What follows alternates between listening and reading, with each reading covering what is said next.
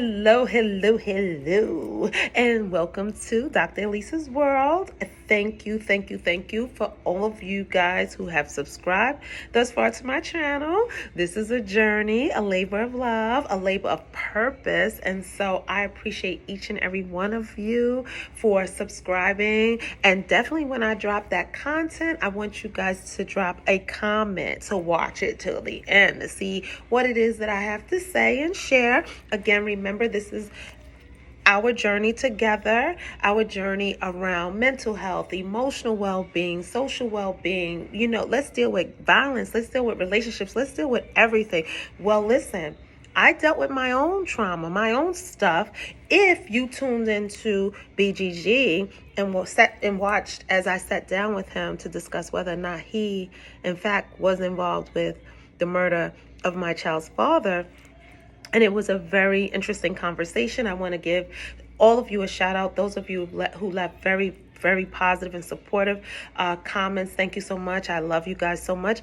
And for those of you who hit me up in my DMs and just want to check on me, like, listen, Dr. E, like, that was a lot. Like, you guys were home crying. Like, how can anyone, like, confront someone you think actually murdered someone that you love? It is not an easy thing to do. And when we tell children, oh yeah, if someone does this to you, you need to know how to just walk away and do it. It is not that easy. So I guess my vision or my hope for the conversation was that we were able to model for young people what it looks like to have good conflict resolution and to be able to confront someone that you feel may have hurt you, and to just sit down and communicate and have that conversation. So I actually have a few clips from the conversation I'm going to drop, a few here and there. There's a clip here that I want you guys to take a look at and leave me a comment. But I must say, for those of you who were concerned around just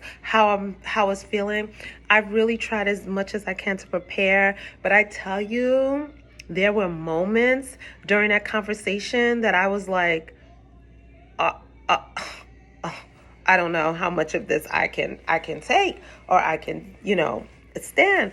But you know what? It was all good. I've known Glaze for a long time. And so maybe, I'm blinded by that. But all you can do is believe people. I feel like, why would he lie now? Is there a reason to lie? I don't think so. So take a look at this clip and let me know.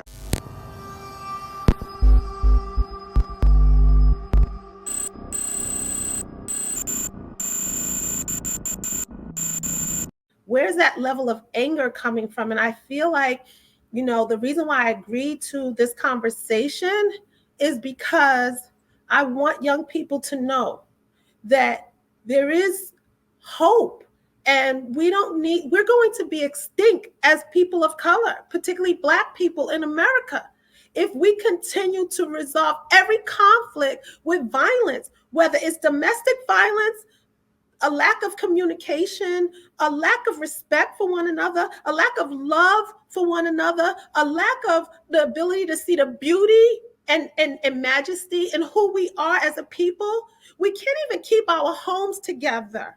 We can't communicate as in relationships, whatever sex that is, because we just dismiss, I don't want to be bothered. But you cannot survive in a capitalist society without having a partner or people who you can rely on, because one day you're going to get old, and one day you're going to get sick, and one day you're going to be unable to care for yourself.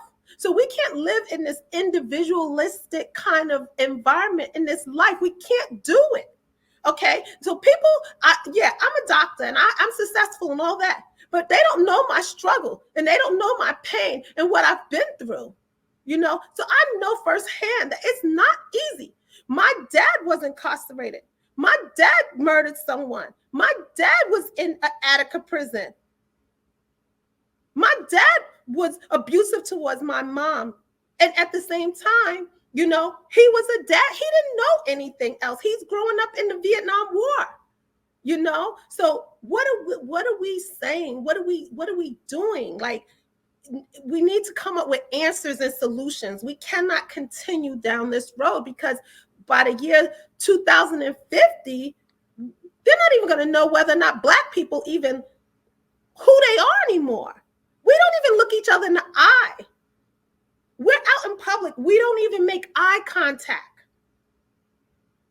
That's Wow. insane how a people don't even, when I was coming up, I didn't fear you guys. I didn't fear anything. I didn't fear, as dangerous as our community was.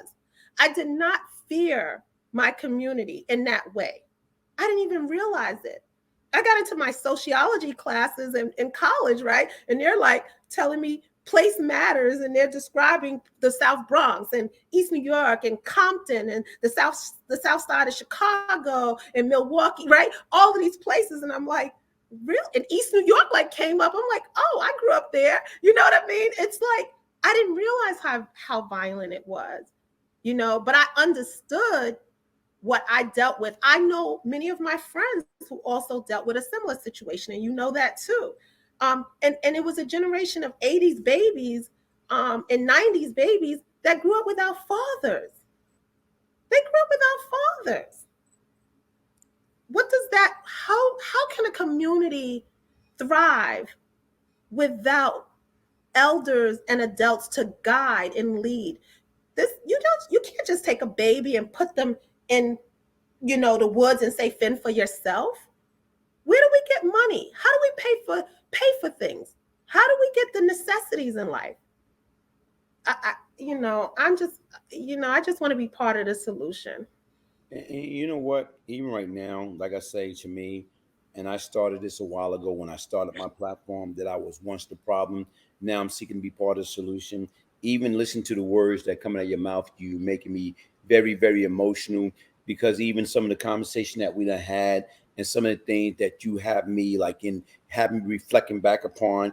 I remember we was talking about a young lady that was shot by her baby father, as she was walking through the park, and something that you say that particular evening when we was having the conversation, like her children would never get to know the mother.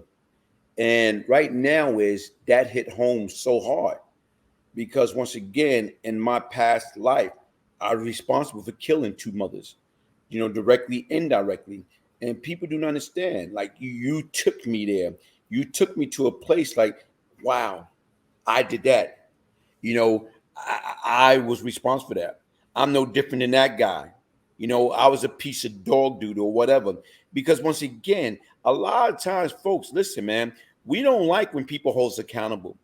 So the difference is, being that we don't like when people hold us accountable, hold ourselves accountable so people won't have to hold us accountable. The court system don't have to hold us accountable, because if we do it right the first time, guess what? You don't have to worry about being like a Brian Glaze Gibbs, being like an Alpo Berto Martinez, being like a Sammy the Bull, being like a Baby Sam, Prince Miller, Supreme Team, you know what, that Kurt Trini.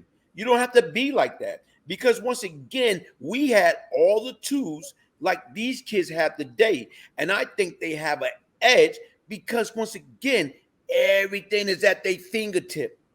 Everything is at their fingertip. And what I'm saying is this, man, it's no excuse. It's like right now is, you know what the excuse is? It's like beforehand, when I was coming up. And right now, I know I'm some years older than you. Like I'm about to be 92 come December 1st. So I know I can be your grandfather, your great grandfather. Not quite But there. But even with that being said, it's like when we was coming up, nobody want to associate themselves with Kings County, the G building.